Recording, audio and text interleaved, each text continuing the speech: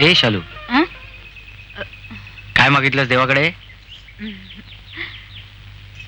म्या म्हणले देवाला की पाहुण्यांच्या मनात काही येडापित्रा विचार आला असेल तर माफ करून टाक.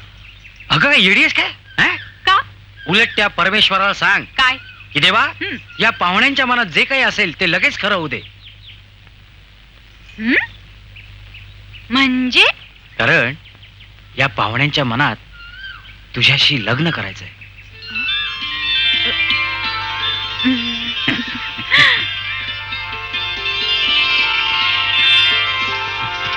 शालू,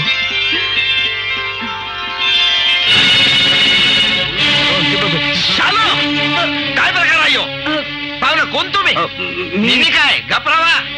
हा, तिकडे शहरात चालत असतील असल्या भानगडी, इथं गावात नाही चालणार. मामा हे तू बघा, म्या मामा हाय तिचा, तिची समधी जबाबदारी माझ्यावर हाय.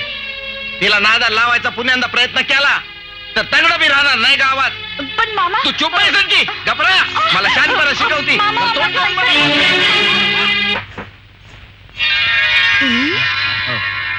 शालू, आता मी तुला भेटायला आलेलो नाहीये, तुझ्या मामाना भेटायला आलोय.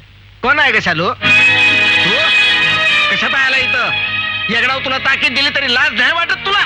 शालूला मागणी घालायला आलोय आणि मी लग्न केलं तर तिच्याशीच करीन अशी शपथ घेतली. कोणाला विचारून शपथ घेतली रे तू? हा, कोणाला विचारून?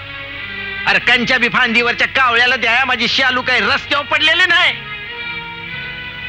मामासाहेब, मी आप्पासाहेब देशमुखांचा पुतण्या.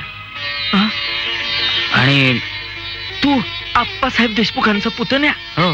अरे मग या आधी नाही का सांगायचं? अरे आप्पासाहेब देशमुख म्हणजे, अरे तू शालूशी लग्न करणार म्हणल्यावर आम्ही काय बोलणार? अरे आमचा आशीर्वाद आहे तुला.